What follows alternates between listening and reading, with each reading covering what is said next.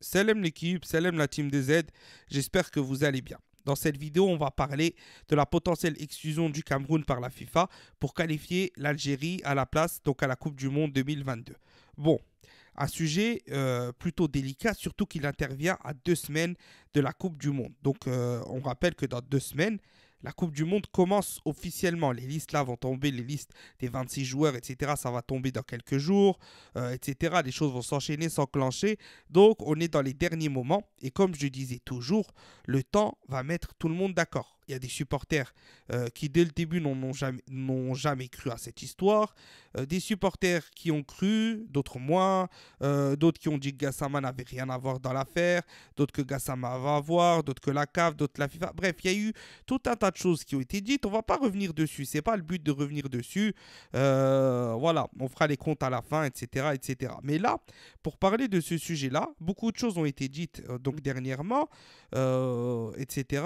Sur les médias. Voilà, qu'est-ce qui se passe, etc. Bon, les gens se sont un peu agités et au final, il y a de très bonnes choses qui ont été dites, des analyses qui ont été dites assez pertinentes, etc., etc. Mais bien évidemment, il y a des choses aussi qui n'ont pas été dites. Est-ce que cette histoire d'équipementier peut disqualifier le Cameroun, c'est-à-dire que est-ce que dans les faits, c'est déjà une possibilité envisageable en termes de loi, en termes de ceci, en termes de cela. Oui, c'est une possibilité envisageable parce que la FIFA est censée protéger les équipementiers et censée protéger les équipementiers. Donc, ils ont des lois sur ça où les équipementiers sont protégés. Il faut savoir que les équipementiers ramènent énormément d'argent. D'accord. Donc, les lois peuvent être en faveur d'une exclusion du Cameroun. D'accord. Mais qui est la FIFA? Qui est la FIFA? Qui a éliminé l'Algérie? Parce que oui, il y a des analyses qui sont pertinentes, mais elles sont pour moi assez incomplètes. Qui a éliminé l'Algérie? Est-ce que vous pouvez me répondre dans les commentaires? Qui a éliminé l'Algérie? Est-ce que c'est Eto'o qui a éliminé l'Algérie tout seul? Est-ce que c'est Eto'o qui a éliminé l'Algérie tout seul? Est-ce que c'est Gassama qui a éliminé l'Algérie tout seul ou est-ce qu'ils sont plusieurs? Est-ce que les corrompus sont plusieurs? Est-ce qu'il y a plusieurs personnes qui ont manœuvré dans l'ombre pour éliminer l'Algérie?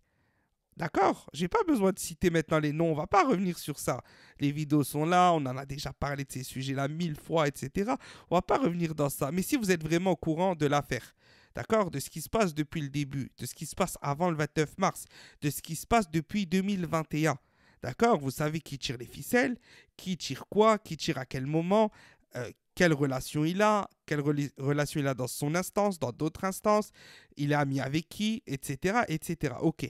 Est-ce que le Cameroun, d'accord, est-ce que Eto'o et la FIFA, par rapport à l'Algérie, sont impliqués tous les deux?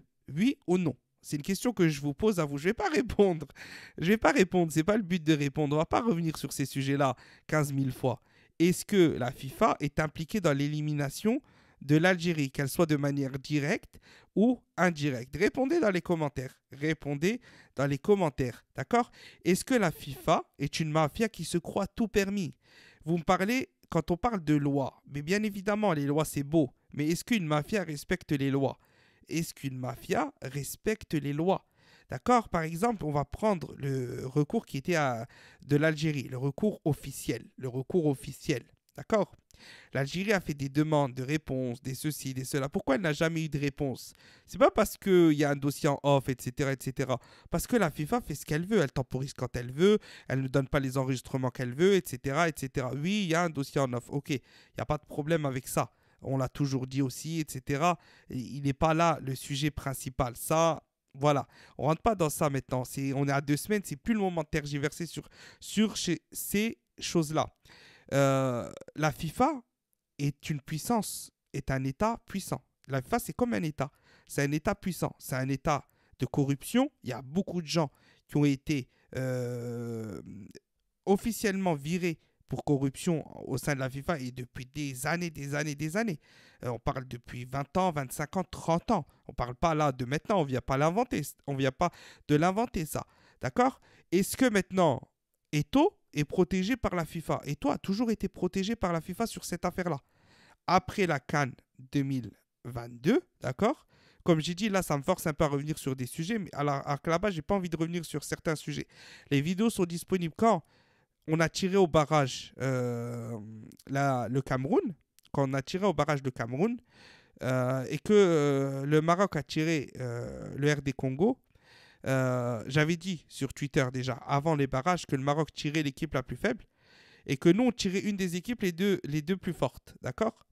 Et quand on a tiré le Cameroun, vous savez ce qui s'est passé avant la CAN 2022 au Cameroun. D'accord? On ne va pas revenir aussi dessus. Ce qui s'est passé, c'est qu'elle devait être annulée. Il y a Eto'o qui a dit non. Il y a l'Algérie qui a soutenu. D'accord? Donc, deux entités claires et nettes, dont l'acteur principal et une puissance, on va dire, en termes de foot, à ce moment-là, l'Algérie, qui était la première puissance d'Afrique en termes de foot, qui a dit non, on va jouer cette CAN-là, l'Afrique est capable de jouer cette CAN-là. On tombe contre le Cameroun, qu'est-ce que je vous fais comme vidéo? Algérie-Cameroun, la vengeance de la FIFA. La vidéo est disponible sur la chaîne. La vengeance de la FIFA. Qui a décidé de placer l'Algérie et le Cameroun au match barrage? C'est les boules, c'est un hasard. Vous pensez vraiment que c'est un hasard? C'est vraiment votre conviction profonde que c'est un pur hasard. Et vous pensez ensuite que en off, qui était préférable pour l'Algérie, pour la FIFA, pour la CAF notamment, que une des deux équipes passe en Coupe du Monde. C'était préférable pour qui? C'est mieux que le Cameroun va en Coupe du Monde pour eux ou c'est mieux que l'Algérie va en Coupe du Monde pour eux? Réfléchissez. Vous avez votre réponse. Vous avez votre réponse. Donc, Eto'o est protégé de toute façon par la CAF et la FIFA. Ce qui s'est passé avec Gassama, c'est plusieurs personnes qui se sont mis d'accord, qui ont fait ce qu'ils devaient faire, etc., etc. Ok, je pense qu'on est tous d'accord sur ça. En tout cas, voilà, ceux qui savent un peu sont au courant de ça, de ceci, de cela. Bon, d'accord. Donc, les amis de mes amis sont mes amis. D'accord? Si tu tombes, je tombe. Si tu tombes, je tombe. Bah oui, si tu tombes, je tombe. C'est clair ou pas? Donc, voilà ce qui se passe. Voilà ce qui se passe. Il n'y a qu'une seule chose qui peut faire tomber Eto'o et le Cameroun, c'est qu'on lui promette quelque chose de très très gros. C'est qu'on lui promette quelque chose de très très gros. D'accord? Si il serait... avec cette histoire-là de coq sportif, dans le sport, etc., s'il n'aurait pas eu des garanties avant, s'il ne serait pas qui est impliqué dans cette histoire, qu'il y a une histoire, comment qu'il est impliqué, il ne serait pas aussi serein. Il ne serait pas aussi serein dans cette affaire-là. Et il est très serein.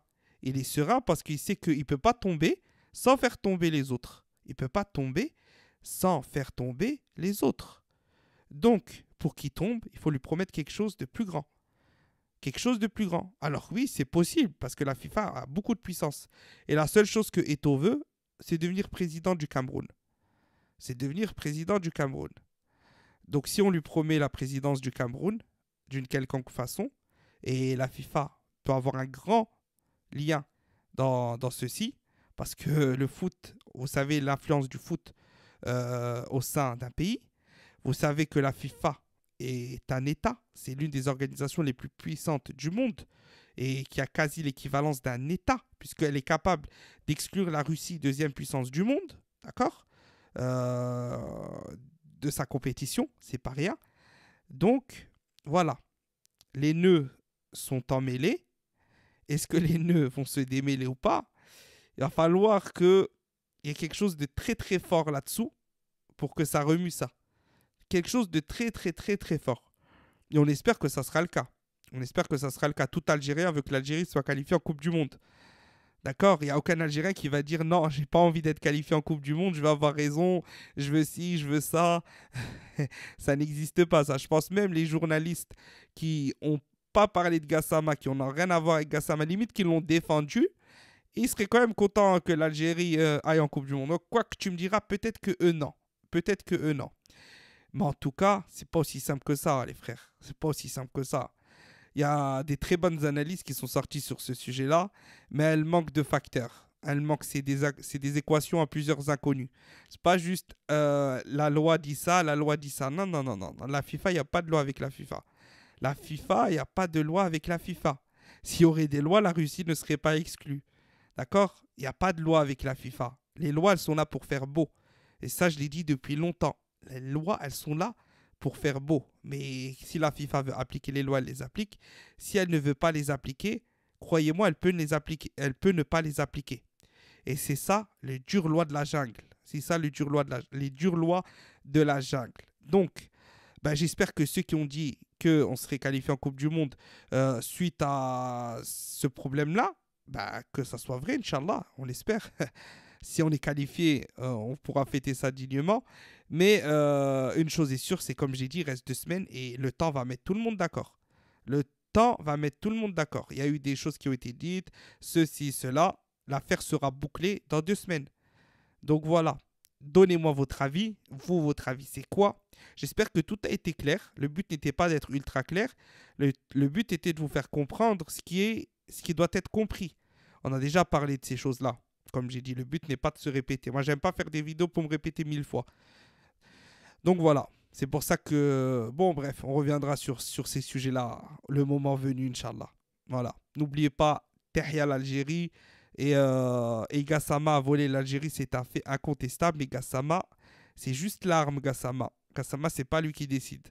Voilà, j'espère que vous avez compris. Salam l'équipe, portez-vous bien. Tahia l'Algérie.